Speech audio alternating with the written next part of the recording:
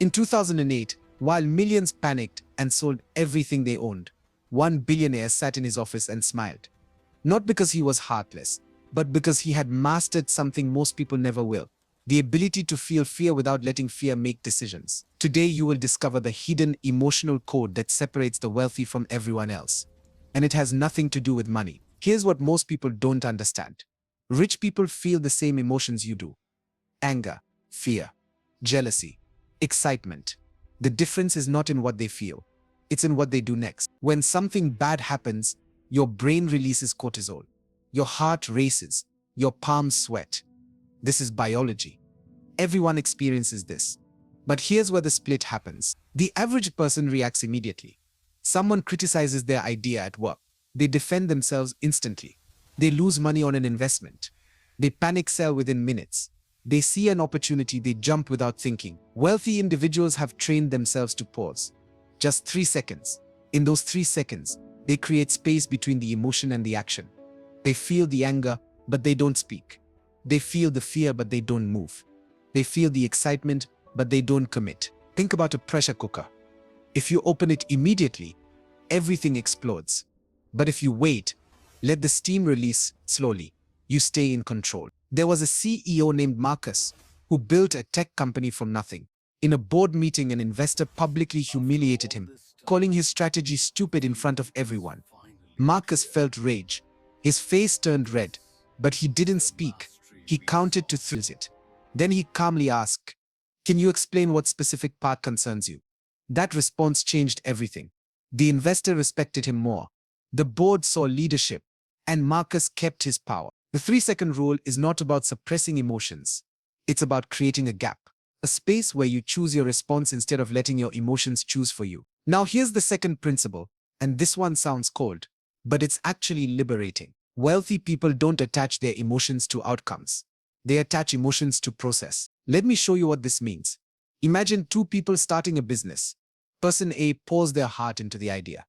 They tell everyone this business is their dream. They visualize success every day.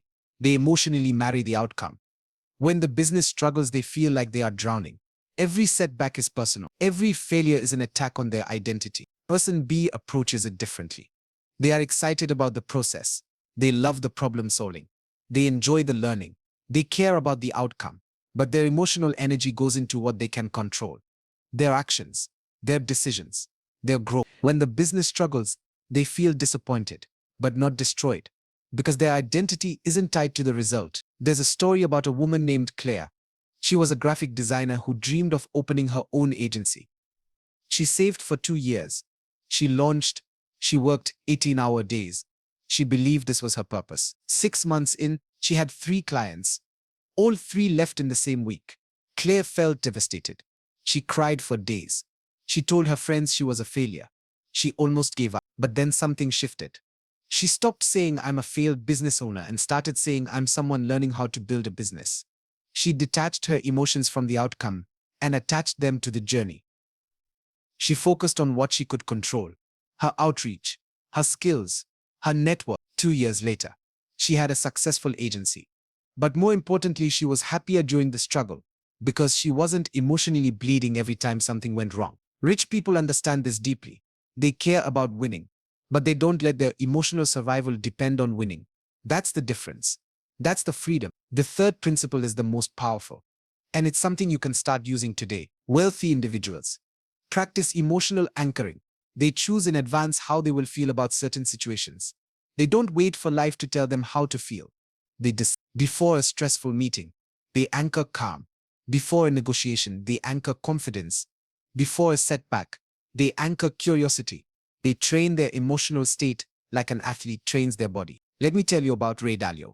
He's one of the most successful investors in history. Bridgewater Associates. Billions in assets. But early in his career, he made a massive mistake. He predicted the economy would crash. He was confident he was wrong. He lost everything. He had to borrow money from his dad to pay bills. Most people in that situation would anchor shame, embarrassment. They'd hide. They'd quit. But Ray did something different. He reframed the emotion. He felt the pain, but he anchored it to curiosity. He asked himself, "What did I miss? What can I learn?" That reframe changed his entire approach to investing. He built systems to check his emotions, to question his assumptions. That emotional reframe turned his biggest failure into his greatest teacher. This is not toxic positivity. It's not pretending everything is fine. It's choosing which emotion serves you and which emotion destroys you. When someone disrespects you, you can anchor anger, or you can anchor calm strength. When you lose money, you can anchor panic, or you can anchor learning mode. When someone succeeds around you, you can anchor jealousy, or you can anchor inspiration. The emotion you anchor becomes your reality. Rich people know this. They practice it daily. They wake up and decide, today I will anchor confidence, no matter what happens.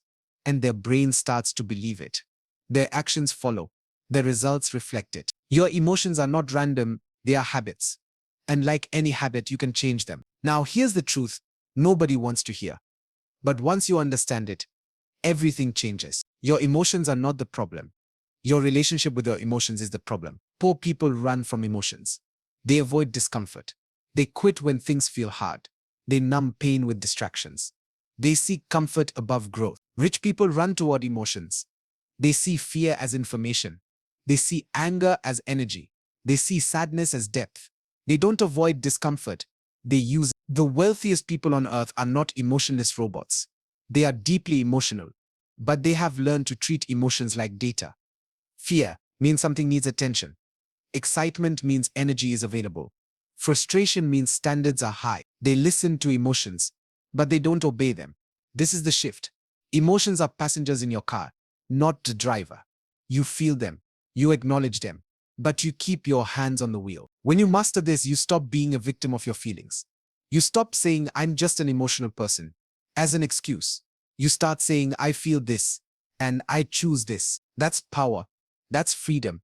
That's control. So let me leave you with this. Starting today, practice the 3-second pause. When emotion hits, count. Create space. Choose your response. Detach your emotions from outcomes.